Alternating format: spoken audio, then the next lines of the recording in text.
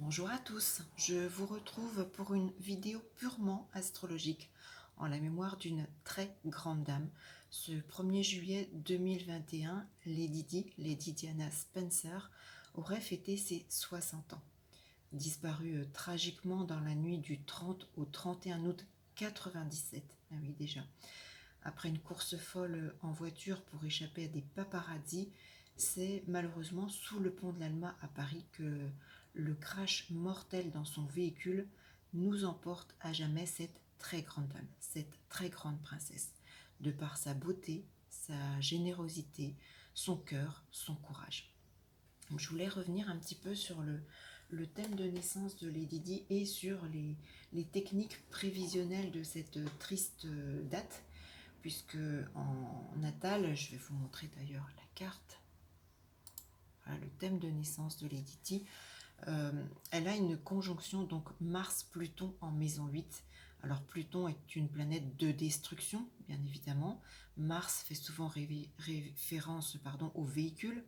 Dans la maison 8, alors certains vont s'arrêter à la maison de la mort, mais pas juste de la mort, hein. D'autres vont parler héritage, moi je parle d'argent provenant des autres par exemple. C'est une maison 8 qui par expérience pour moi fait référence également aux disparitions à l'étranger. Je pratique depuis 25 ans. C'est une maison qui peut intervenir également dans les événements en lien justement, les accidents, soit en traversant un pont, soit en passant sous un pont, soit voilà, il peut être question de pont. Mars et Pluton sont également tous deux maîtres de 10.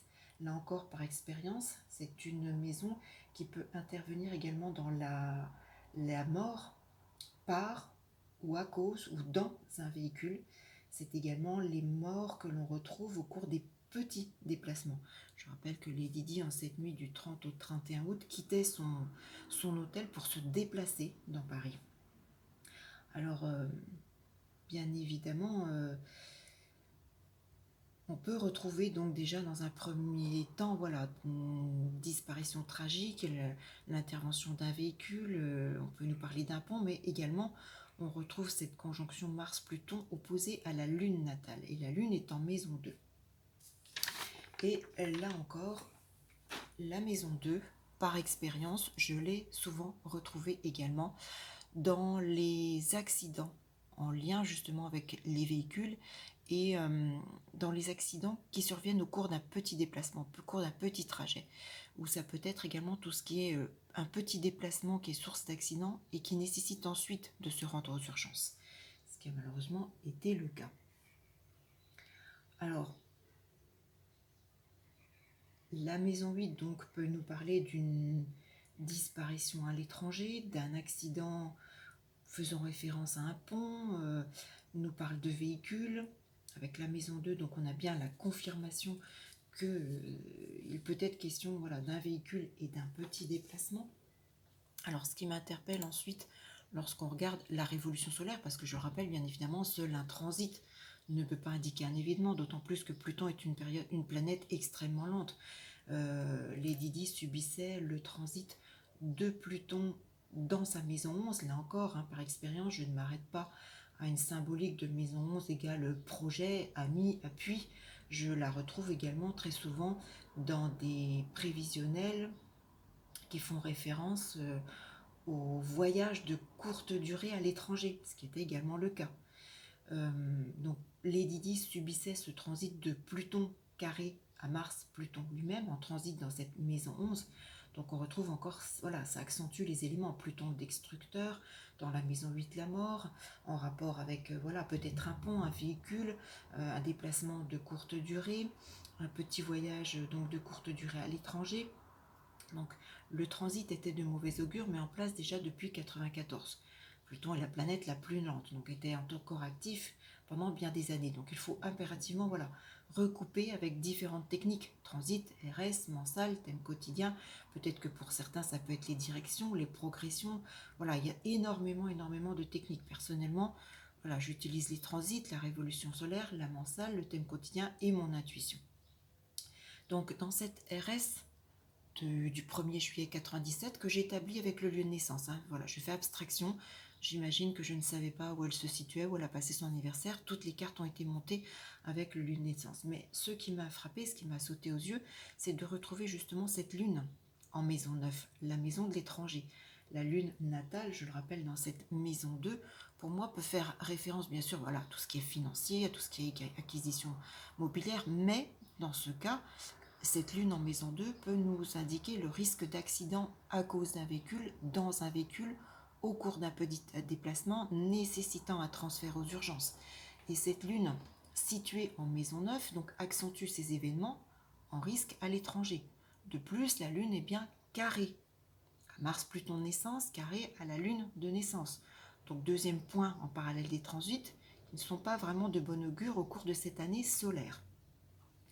Maintenant, si je recoupe avec la mensale que j'ai établie pour le 2 septembre, puisque je travaille avec une datation en plus ou moins 2 jours, sachant que l'accident a lieu dans la nuit du 30 au 31 août 97, le 2 septembre, la mensale, qui est un prévisionnel d'un mois, pour moi est très parlante, puisqu'on y retrouve quoi?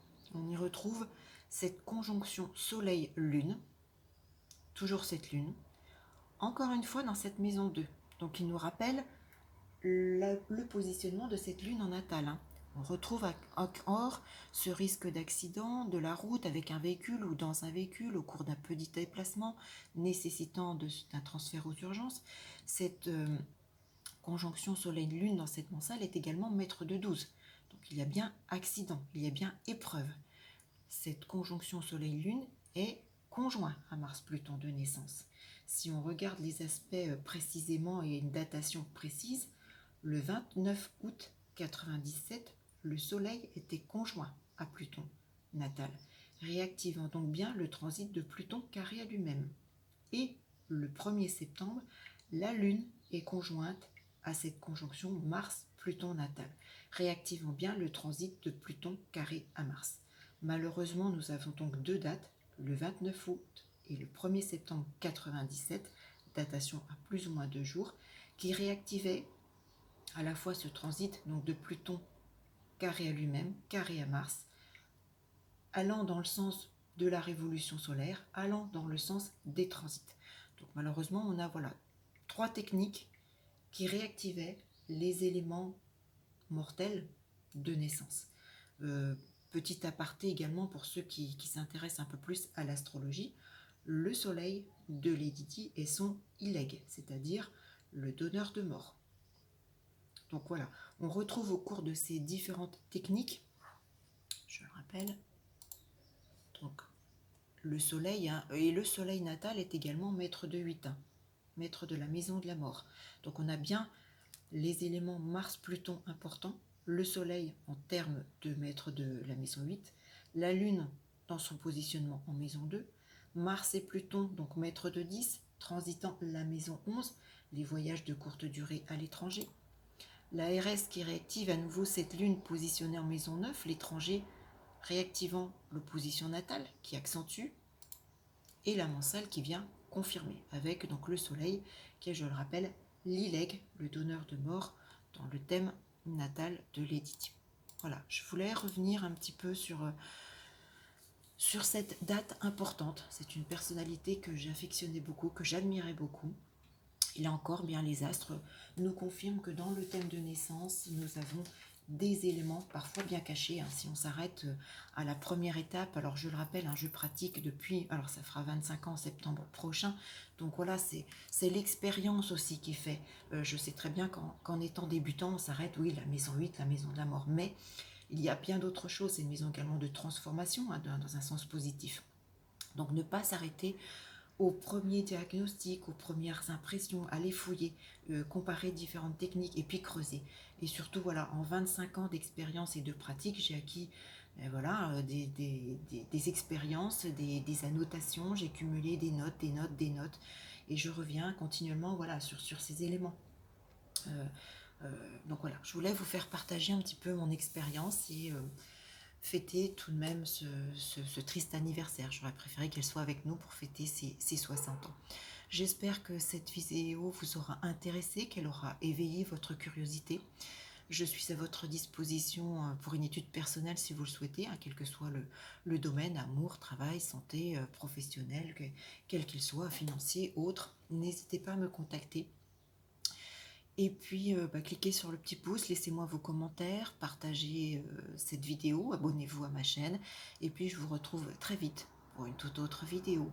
À bientôt!